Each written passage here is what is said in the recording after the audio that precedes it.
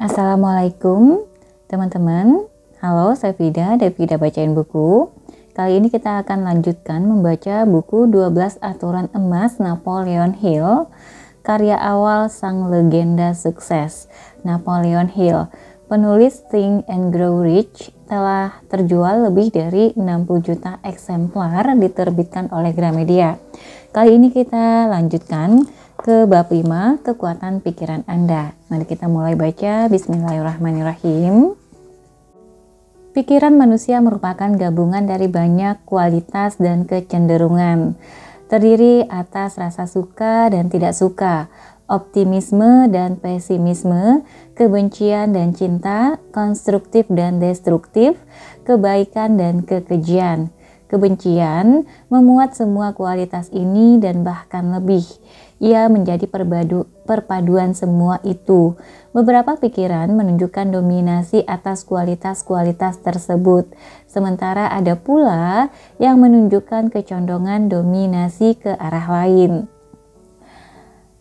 Belajar mendayagunakan pikiran Anda yang luar biasa.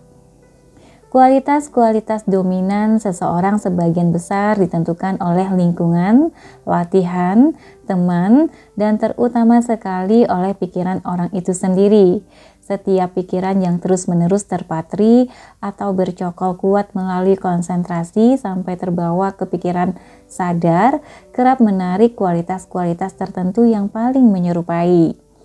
Gagasan tak ubahnya benih yang ditanam di tanah dalam hal akan menghasilkan panen sejenis, berkembang biak dan terus tumbuh. Karena itu berbahaya bila kita mengizinkan pikiran yang bersifat destruktif. Cepat atau lambat pikiran itu akan mencari pelepasan melalui tindakan fisik. Lewat prinsip autosugesti, dalam bentuk gagasan pikiran yang dikonsentrasikan, setiap bentuk pikiran pada akhirnya akan mengkristal menjadi tindakan. Jika dipahami secara umum dan diajarkan di sekolah, niscaya prinsip autosugesti akan mengubah seluruh standar moral dan perekonomian dunia dalam kurun waktu 20 tahun. Melalui prinsip ini, pikiran manusia dapat menyingkirkan kecenderungan destruktif dengan terus memusatkan diri pada kecenderungan konstruktif. Kualitas pikiran manusia membutuhkan siraman cahaya matahari sebagai asupan makanan dan digunakan agar tetap hidup.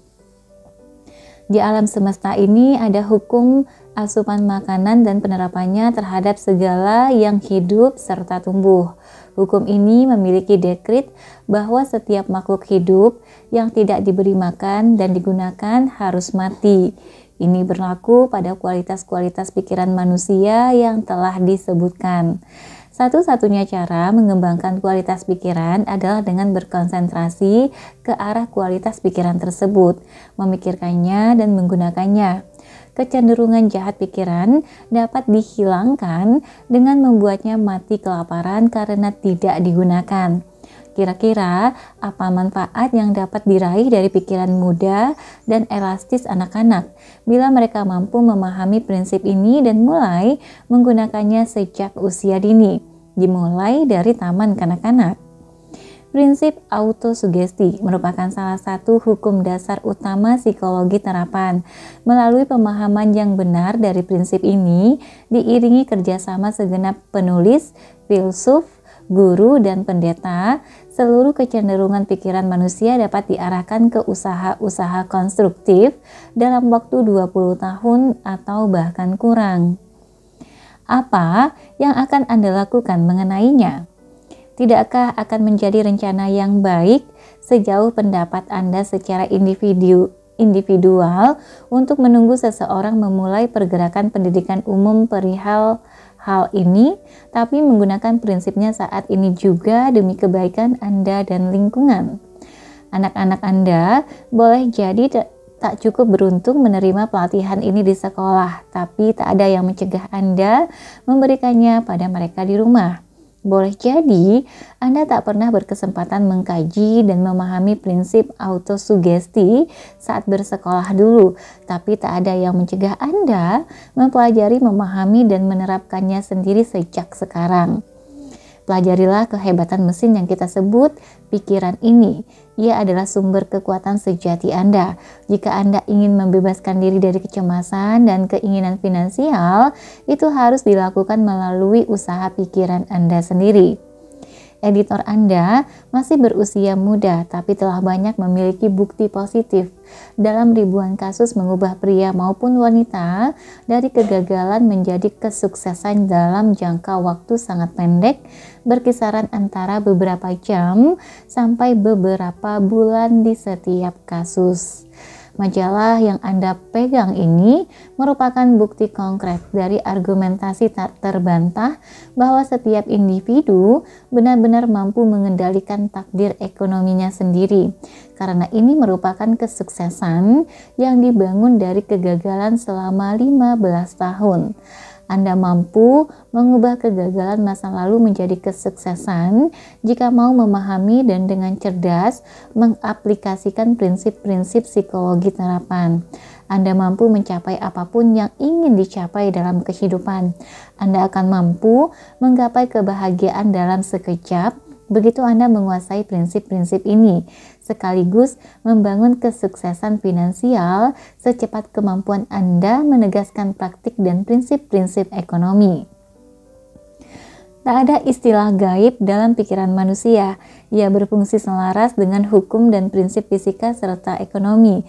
Anda tak butuh bantuan siapapun di dunia ini untuk memanipulasi pikiran agar berfungsi sesuai keinginan. Pikiran Anda adalah sesuatu yang bisa dikendalikan oleh Anda sendiri.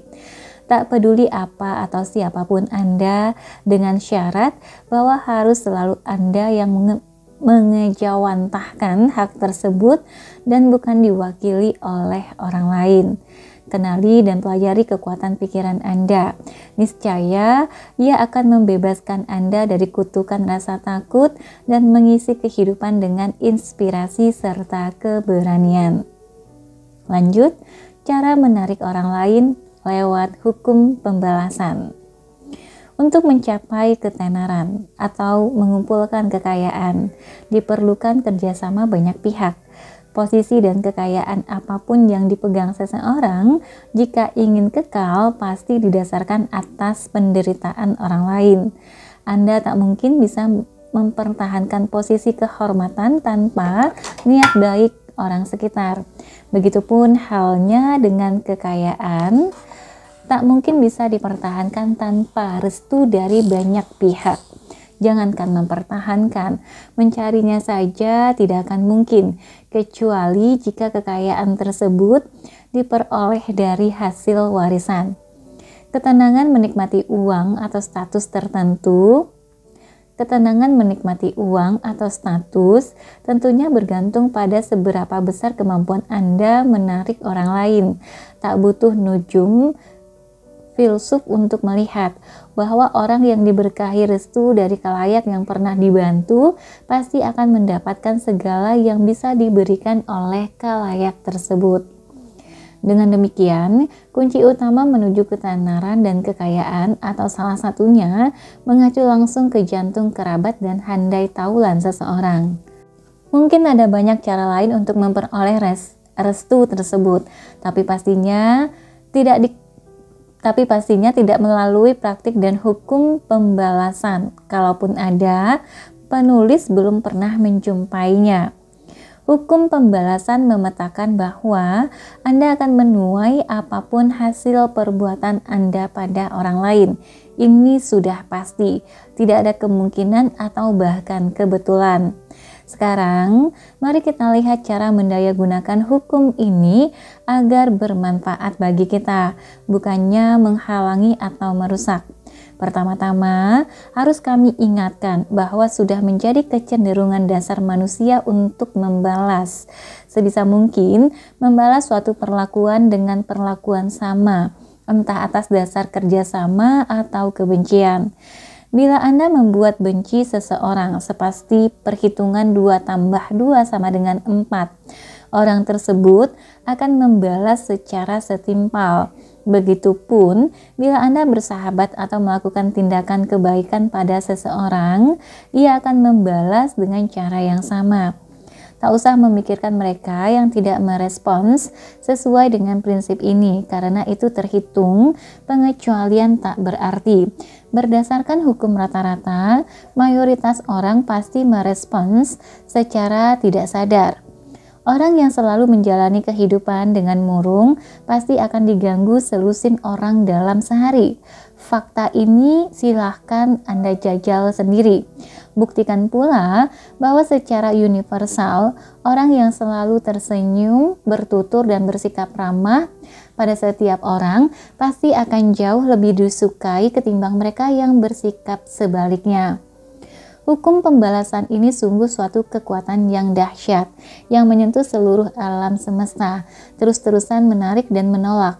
Anda akan menemukannya bahkan di jantung sebuah biji ek yang jatuh ke tanah, yang ketika merespons kehangatan sinar matahari kemudian membuncah berketurunan menjadi 2 helai daun kecil, lalu akhirnya tumbuh dan menarik semua elemen yang dibutuhkan untuk berkembang menjadi pohon ek nan kokoh.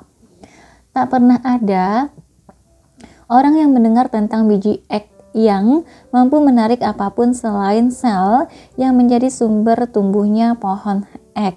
Tak ada manusia manapun di dunia ini yang pernah melihat pohon berwujud separuh ek dan separuhnya lagi pohon jenis lain. Jantung biji ek hanya akan menarik dan membentuk elemen-elemen yang kelak membentuk pohon ek. Setiap pikiran yang singgah di benak manusia juga cenderung menarik dan mengundang datangnya elemen sejenis, entah itu bersifat merusak atau membangun, baik atau jahat. Anda tak mungkin berkonsentrasi pada kebencian dan kedengkian lantas mengharapkan hasil yang berlawanan. Sama muskilnya dengan mengharapkan biji ek tumbuh menjadi segugus pohon lain. Menjadi tidak mungkin karena tidak selaras dengan hukum pembalasan. Di seluruh alam semesta, apapun yang berwujud materi cenderung tertarik ke sebuah titik pusat tertentu. Orang-orang yang memiliki intelektualitas dan sikap serupa cenderung saling tertarik. Pikiran manusia membentuk ketertarikan hanya dengan pikiran lain yang selaras dan memiliki kecenderungan serupa. Oleh sebab itu, klasifikasi orang yang cenderung Anda minati juga akan tergantung pada kecenderungan pikiran Anda sendiri. Andalah yang mengendalikan kecenderungan-kecenderungan tersebut dan karenanya pasti mampu mengarahkannya sejalan dengan jalur apapun yang Anda pilih, serta pada gilirannya menarik manusia manapun sesuai keinginan Anda. Ini hukum semesta, ini hukum yang tak bisa diubah dan selalu bekerja, entah kita menerapkannya secara sadar atau tidak. Lanjut, cara keberuntungan besar diciptakan. Mr. Carnegie telah wafat, meninggalkan kekayaan ratusan juta dolar setelah dikurangi amal sekian juta dolar. Ada ribuan orang yang merasa iri dengan jutaan dolar kekayaan Carnegie. Ribuan orang lagi pusing memeras otak mencoba menyusun rencana atau siasat agar dapat menumpuk kekayaan seperti yang dimiliki Carnegie. Akan kami ungkapkan cara Carnegie membangun kekayaannya. Mungkin dapat memberi Anda gagasan untuk membangun kekayaan Anda sendiri. Pertama-tama, harus diingat bahwa Carnegie tidak memiliki kemampuan yang melebihi rata-rata manusia. Ia bukan orang jenius dan tidak melakukan apapun yang tidak bisa ditiru oleh orang lain. Mr. Carnegie mengumpulkan kekayaan jutaan dolar dengan menyeleksi, menggabungkan, dan mengelola otak orang lain. Sejak awal, ia sadar bahwa setiap usaha seperti bisnis baja yang digelutinya membutuhkan lebih banyak bakat dari yang mampu dimiliki oleh satu orang. Ia juga sadar bahwa umumnya industri dan bisnis membutuhkan setidaknya 2 tipe manusia, yaitu pengurus dan penyelenggara. Carnegie memilih orang-orang yang diinginkan, lalu dikelola, diarahkan, dan dijaga agar selalu antusias, serta bersemangat menghasilkan layanan terbaik. Ia sukses membuat mereka bekerja satu sama lain dan dengan dirinya. Tak seorang pun mampu membangun kekayaan seperti Carnegie tanpa mendayagunakan otak orang lain. Tingkat yang mampu dihasilkan, diakumulasi, dan dimiliki oleh sebuah pikiran untuk bertindak secara independen terhadap pikiran lain secara komparatif sangatlah kecil, tapi tingkat yang mampu diakumulasi dan dikendalikan oleh sebuah pikiran saat bertindak secara harmonis dengan pikiran lain yang terorganisir kuat bisa dibilang tak terbatas. Jika Anda ingin kaya, pelajari cara menarik pria dan wanita yang memiliki apa yang tidak dimiliki oleh kapasitas pikiran Anda. Jika Anda termasuk tipe penyelenggara, pilih kolega yang setidaknya sebagian berkarakter pemelihara. Sebuah kemitraan atau organisasi manusia yang menyeluruh, jika ingin sukses, harus terdiri dari orang-orang yang memiliki semua kualitas penting yang dibutuhkan untuk mencapai kesuksesan. Ada orang-orang yang mampu meraih tapi tak mampu memelihara aset. Ada pula yang mampu memelihara tapi tak mampu meraih. Kedua tipe ini jika bekerja secara harmonis mampu meraih dan memelihara. Banyak bisnis yang tumbuh terseok-seok dan akhirnya jatuh bangkrut lantaran fakta bahwa bisnis itu dikelola oleh orang-orang yang terlalu memiliki satu jenis bakat atau tidak memiliki bakat yang dibutuhkan sama sekali. Bisnis menuntut lebih dari sekadar modal untuk sukses. Perlu keseimbangan otak yang dibentuk dari berbagai jenis dan perpaduan antara tipe pemelihara dan penyelenggara. Lanjut, zaman terhebat dalam sejarah. Sekarang bukan lagi zamannya orang hanya meyakini apa yang dipahaminya sendiri. Bukan pula zamannya orang meragukan kemampuan pikiran manusia untuk melihat di balik tirai waktu dan menyaksikan tulisan tangan alam.